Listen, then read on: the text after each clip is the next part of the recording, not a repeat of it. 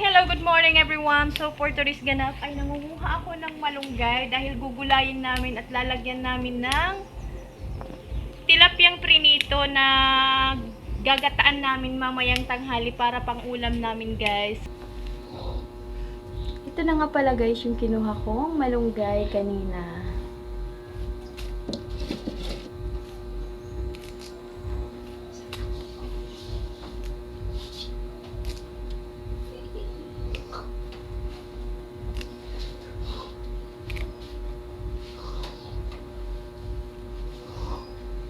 Gagataan namin ito mamayang tanghali.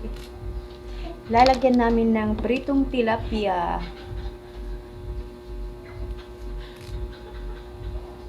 Yung tipong ano lang guys, yung kunti lang yung sabaw.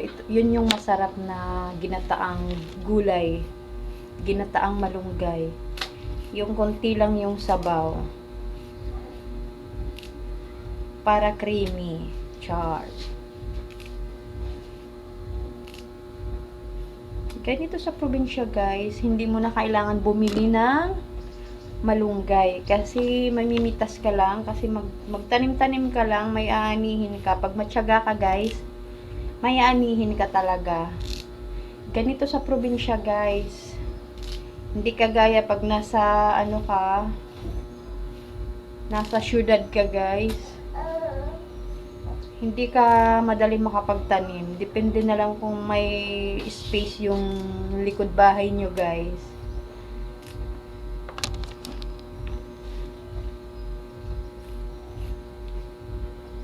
Tignan nyo guys, oh, matataba yung malunggay namin. Tanim lang namin to guys. Tinanim ko to before ako manganak.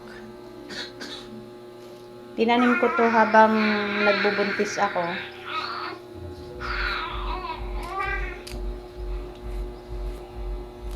Kaya ko to tinanim kasi alam ko na ito yung pangunahing sangkap pag halimbawa nagsasabaw kami ng isda.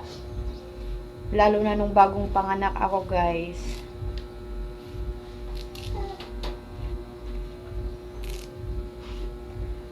Simpleng buhay pero masaya.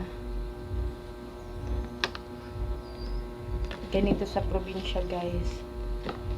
Alam nyo guys, dun sa Maynila, napakamahal nito guys. Yung ilang piraso lang nito guys, mabibili mo na siya ng 20 pesos. Yung halos ganito kadami lang guys. Yung ganito lang yung papakita ko sa inyo. Ito guys, yung ganito kadami guys, 20 pesos na to halos sa Maynila. Ganun ka sa Maynila, kamahal yung mga bilihin. So yun lang guys, thank you for watching.